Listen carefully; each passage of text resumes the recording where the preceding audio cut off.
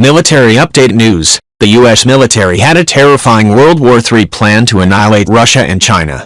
In one scene from Stanley Kubrick's iconic Cold War film Dr. Strangelove, an irate President Merkin Muffley refuses to get on board with a massive nuclear attack already in progress. Played by Peter Sellers, Muffley is trying to decide what to do after a rogue U.S. Air Force general sends his planes to bomb the Soviet Union. "You're talking about mass murder, General, not war," Muffley angrily tells George C.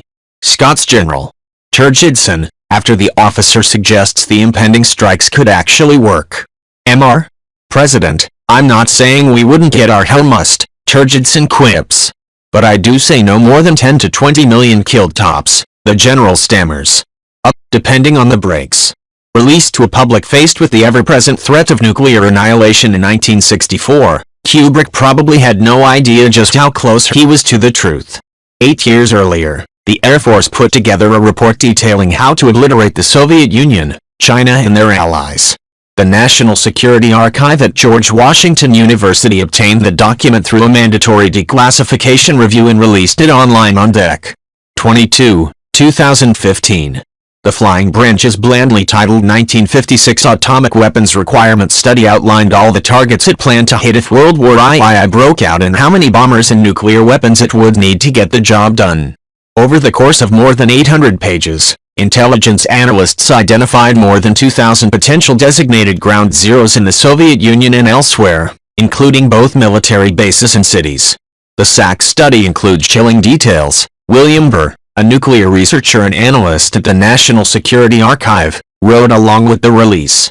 According to its authors, their target priorities in nuclear bombing tactics would expose nearby civilians and friendly forces and people to high levels of deadly radioactive fallout. In short, the report is a catalog of nuclear death. In 1956, Washington no longer had a monopoly on atomic bombs, but appeared to be winning the nuclear arms race. While Moscow had set off its first atomic weapon 7 years before, the Pentagon had already started fielding even more powerful thermonuclear hydrogen bombs. With long-range ballistic missiles still in development, the Air Force relied on a fleet of lumbering bombers and faster fighters to lob the nuclear arsenal in any actual war. The attack would come from warplanes armed with free-fall bombs or from early cruise missiles like the much-maligned Snark. In 1945, the first operational atomic bomb, nicknamed Little Boy, had exploded over the Japanese city of Hiroshima with a force equivalent to 15,000 tons of TNT. The Mark 36H bomb could produce an explosion more than 250 times as powerful, and a massive B-52 could carry 2 of the 17,000-pound weapons. According to the study, smaller B-47 bombers and F-101 fighters would carry smaller nuclear and thermonuclear bombs to their targets. The Air Force envisioned a fleet of more than 2,000 aircraft and an equal number of cruise missiles. At the time, the Flying Branch treated these weapons as pilotless planes for accounting purposes. Though not under the control of Strategic Air Command, the officers expected another 180 land-based intermediate-range ballistic missiles in Europe and Turkey would join any attack. With the threat of Soviet Tu-16 bombers and other aircraft mounting a counterattack or destroying following waves of American planes, the Air Force's main goal was to completely eliminate the Soviet bloc's air bases. After that, the pilots would move on to blast a host of secondary targets. Those targets were target complexes that do not have a direct bearing on the destruction of Soviet bloc air power objective or part of the systematic destruction objective, the authors explained. The importance of the latter is not minimized. H-bombs would be reserved for important military targets, like air bases. American planes would drop atomic bombs on the rest. The Air Force would hit some targets more than once just to be sure nothing was left standing. It was mutually agreed by all the command representatives that some duplication of effort on high-priority targets would be both desirable and necessary, the study explained.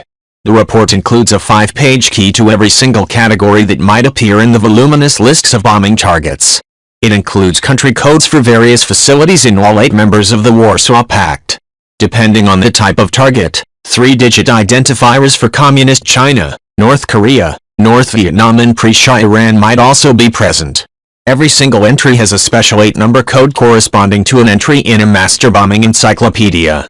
The first 4 digits indicate a general zone, while the last 4 digits indicate the particular site or collection of sites within that particular area. This recording method theoretically allows for up to 9,999 individual targets within a given space. The analysts clearly tried to pick out anything and everything that might have any effect on the war effort, from facilities producing cutting tools to rubber tires to the antibiotic streptomycin. Most notably, the Air Force defined 275 as the code for population. Right double quotation mark. The authors developed a plan for the systematic destruction of Soviet bloc urban industrial targets that specifically and explicitly targeted population in all cities, including Beijing, Moscow, Leningrad, East Berlin and Warsaw, Burr pointed out. Purposefully targeting civilian populations as such directly conflicted with the international norms of the day, which prohibited attacks on people per se, as opposed to military installations with civilians nearby. But other contemporary sources make it abundantly clear the Pentagon saw any person tied to a war effort as a viable military target. A now declassified 1952 U.S. Navy film on chemical and biological warfare specifically states a goal to incapacitate the enemy's armed forces and that portion of his human population that directly supports them. With similar thoughts in mind, the U.S. Army had looked into radiological warfare and built deadly dirty bombs. The Pentagon and the Air Force hadn't come to this conclusion spontaneously, either. Washington had wrought nearly unimaginable destruction on Japan with thousands of incendiary bombs, a campaign that was far deadlier than the destruction of Hiroshima and Nagasaki, ostensibly to eliminate cottage industries and other activities supporting Tokyo's forces. During World War II, the Allies had blown up dams, farms, power stations, mines and a host of other dual-use facilities that served both the military and civilian populations. This remained the Pentagon's policy right through the conflict in Vietnam, when Air Force planes bombed similar targets and sprayed thousands of gallons of herbicide in part to purposefully destroy crops that could feed guerrillas. But the nuclear war described in the Air Force's study would have been even more devastating. At the time, Moscow alone had more than 4 million residents. In reality, the breaks mentioned by General Turgidson in Dr. Strangelove could have easily meant casualties several orders of magnitudes greater than his fictional estimates. And this doesn't take into account lasting effects from radioactive fallout, which could kill even more people, poison fields and groundwater and potentially make certain areas uninhabitable long after the final bombs hit the ground. The Flying Branch said it had done everything it could to minimize the total number of bombs it needed for the mission, a number that remains classified. The report suggests that letting the bombs explode closer to the surface would help reduce any fallout. The anonymous authors may not have been scientists, Burr said. But in light of the 1954 Castle Bravo test, which spread radioactive debris globally, they should have known better. Regardless, the Air Force explained it simply couldn't afford to care about these concerns. While the probability of radioactive fallout affecting friendly forces and peoples had been considered, the requirement to win the air power battle is paramount to all other considerations, the authors declared.